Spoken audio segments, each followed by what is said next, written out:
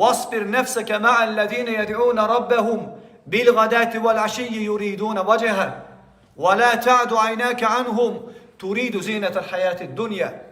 Allah Teala buyuruyor ki Peygamber Muhammed sallallahu aleyhi ve selleme, gece gündüz Rabbinin adını dileyerek ona yalvar yapış eleyenlerle bir yerde özünü səbirli apar. Səbirli ol. Kimlerle bir yerde? Gece gündüz Allah'a yalvarınlarla. Ne için yalvarırlar Allah'a? Ya Rab bizi dinde sabit ele. Rabbena la tuzigh kulubena ba'de iz hedeytena.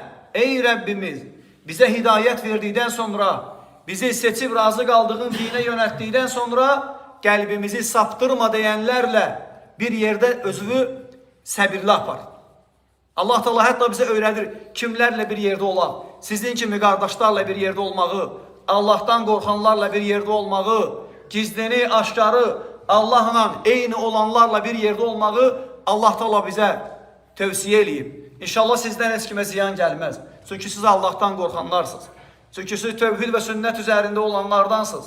Kim sizinle bir yerde olsa inşallah hayır üzerindedir.